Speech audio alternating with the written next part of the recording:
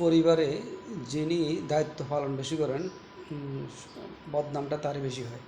যেমন ধরুন, আপনার ভাই বোনদের ভিতরে মানে কারো 4 ভাই 3 বোন বা 5 ভাই 2 বোন, যে যেখানে হোক না কেন, এখন সেটা শহরে হোক অথবা গ্রামে হোক, সব জায়গাতেই এখন বিষয়টা হচ্ছে যে যেখানে যে কোনো একটা অনুষ্ঠান হোক অথবা বোনের বাড়িতে বাগিনার একটা মুসলমানি দাওয়াত অথবা বাগনি একটা বিয়ের অনুষ্ঠান বা মামার বাড়িতে কোনো একটা আয়োজন বা খালার বাড়িতে কোনো একটা আয়োজন, সেক্ষেত্রে পরিবারের পক্ষ থেকে সবাই সেটাকে পার্টিসিপেট করা দরকার।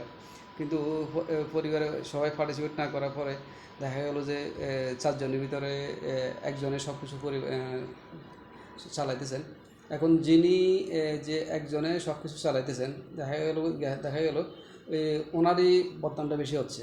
যারা কোনো কিছুই দিচ্ছে না, মানে থাকা সত্ত্বেও একেবারে না থাকলে এক হিসাব, কিন্তু অনেকেরই দেখা গেলো যে অর্থ সম্পদ আছে, টাকা পয়সা ইনকাম আছে, বিয়ে শাদী করছে, কিন্তু পরিবারের কোনো কার্যক্রমের সাথে তাদের কোনো সরাসরি অবদান নাই। কিন্তু একজন অবদান যিনি অবদান দিচ্ছেন, যিনি সব কিছুতে যে কোনো অনুষ্ঠানে যে কোনো সমস্যাতে নিজেকে আগে নিয়ে আসেন, সে দায়িত্ব পালন করতেছেন। এখন ওই দায়িত্ব পালন করতে গিয়ে ওনাকে বেশি কথা শুনতে হচ্ছে। যেমন ধরুন, বোনের বাড়িতে জিনিস দেওয়া হচ্ছে, এই ওখান থেকে বলা হচ্ছে যে এটা কম হয়েছে বা এটা আরও বেশি দিলে ভালো হতো, বা এই ধরনের অনেক কিছু ওখান থেকে শোনা হচ্ছে।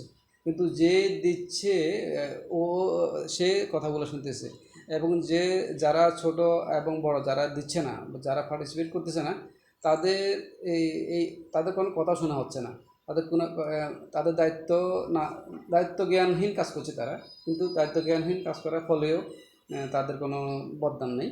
তারা তার কথা শুনতে হচ্ছে না, তাদের টাকাও খরচ হচ্ছে না। তারা দূরে যেভাবে দূরে দূরে আছে এইভাবে দূরে দূরে আছে। যিনি দায়িত্ব পালন করতেছেন বরাবরের মতোই ওনারই খালি আপনার দায়িত্ব বেশি নেওয়া হচ্ছে, দায়িত্ব বেশি নেওয়া লাগতেছে, বদনামটাও তার বেশি হতেছে। এখন এইভাবে প্রত্যেকটা পরিবারে সমাজের ভিতরে বা শহরেও আছে অ্যাভেলেবেল।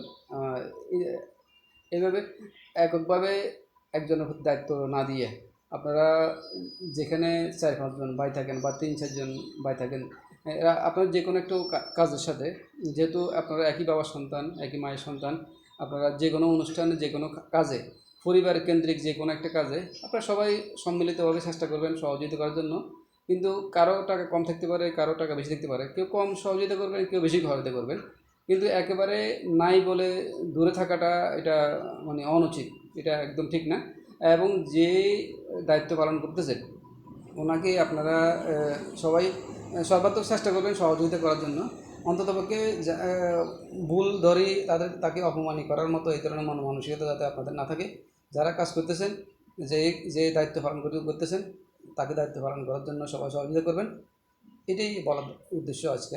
সবাইকে ধন্যবাদ। আসসালামু আলাইকুম।